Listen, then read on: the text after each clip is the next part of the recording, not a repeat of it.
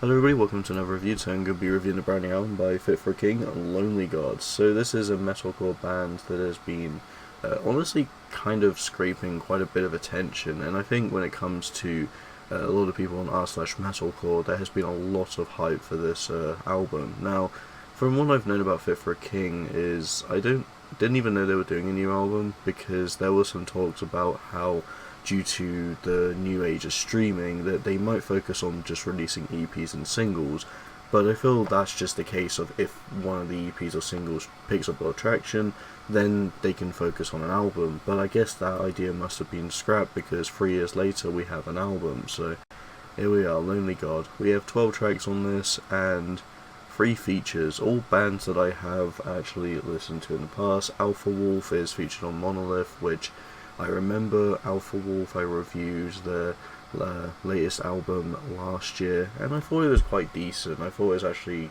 not just decent, I thought it was pretty good to be honest. And it's not really the kind of style I'd go out of my way to listen to either, but Alpha Wolf kind of bring this fun sound to it, and yeah, I honestly thought it was pretty decent.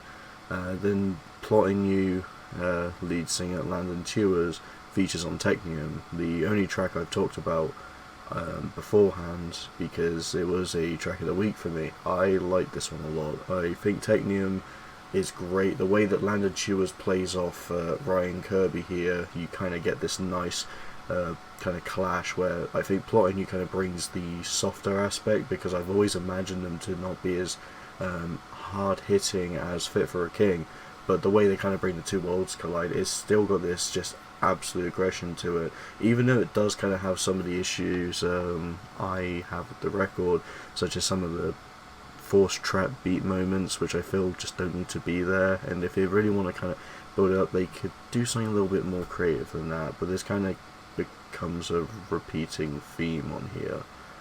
Yeah, and then the final one is Chris Motionless from Motionless in White, is not featured on Witness the End.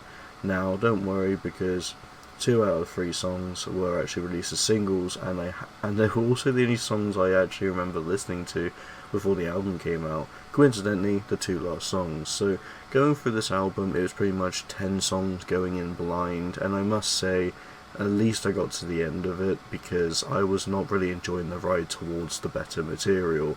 I feel like the start is okay, with Begin the Sacrifice and the Temple kind of. I feel like the heavier aspect they kind of bring to the temple is where I felt my interest was slipping a bit, but I also was curious at the same time, kind of a bit of a collide there. I think Begin the Sacrifice, as this was one of the singles, definitely has that kind of single appeal, and it's one that I think is decent, but certainly not one of my personal favourites from the album. And as I said with the temple, I think I do like the way that this one takes it, but it's a sign of things to come. And I think Extinction onwards was unfortunately the downfall of the record. I did not enjoy this line of songs from Extinction, pretty much down to Blue Venom. I think there's a few songs in between that are fine, but you get some kind of very soft songs that just feel very basic. You get some songs that feel like they are trying to do what modern Bring Me the Horizon, modern Architects are doing, and it just gets really repetitive when you have all these bands doing it. Now, I might sound like a hypocrite, because I would say the new Architects album is my second favourite, but the reason I would put Architects much higher is because Architects have changed their sound drastically from what it was, but I don't think Architects have just entirely ripped off, or at least tried to echo an already existing sound. They just kind of contributed to that already existing sound that not that many people are a big fan of. But I gotta be honest, I think the kind of heaviness that album brings, and the fact that it's produced by a pretty confident producer, Jordan Fish, hence why some of it sounds like Bring Me the Horizon, I'm not too bothered with that, but this just kind of feels like it's leaning into that without any of those additional supports to put it into that. Yeah, I think while it's nice to kind of have the variety of some more melodic aspects, I think the refrains just don't really work at all. I just don't think they're very strong, even on TECHNIUM. I think TECHNIUM's chorus is good enough for what it is, but when they're trying to push the more melodic aspect in the chorus writing on this record, it's very forgettable. And after listening to this twice, I don't think any of it stood out in my head whatsoever. Even some of the singles just don't do it for me, other than the ones that actually have features, which I thought were pretty good songs, but that's mainly due to the help of the features there. Tracks like Shelter I just find quite dull. Lonely God was probably one of the more interesting songs in between the run of the weaker stuff, but after that, between Us, Sentient and Blue Venom, just back to back, I could not get into any of these songs, and I felt they are pushing too much into this very beige metalcore sound that a lot of bands have been slipping into. And again, I might sound hypocritical because some of my favourite bands like Silent Planet have even kind of taken this approach. It's kind of, I guess, what some people call the Dan Brostein sort of effect, where it kind of has that sound to it, and I understand that kind of being an issue.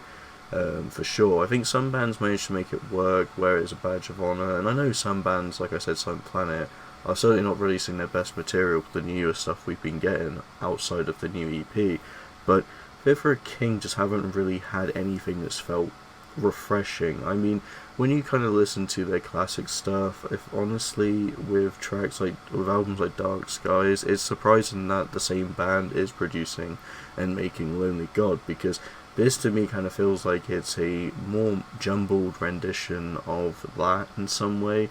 Or at least it does take a lot of their newer aspects into a consideration, but for a Fit for a King record, I don't know. I guess I kind of had a lot of expectations going into it, and I purely just don't see the hype that a lot of metalcore fans see in it. I like metalcore, I will be honest. I mean, Silent Planet was my favourite album of 2023. I've really enjoyed bands like Polaris, Thornhill, 156 Silence. There's generally some metalcore that just absolutely scratches the itch I'm looking for. But I think with Fit for a King, they're kind of doing the opposite direction. If we had more stuff like TECHNIUM that didn't quite feel as forced, even though some of the kind of electronic techie trap bits kind of did, I think this album would have been a lot better. But as it where it stands, with tracks like Extinction, I just can't really get into it. Sometimes they'll just give you this heavy blast of a short song because I don't think they really had the idea on how to make this work as a proper fluent song. So unfortunately, I'm going to give this 1 or 2 out of 5. I'm just not that big on it. So I hope you enjoy. Thank you so much for watching, and see you in the next video.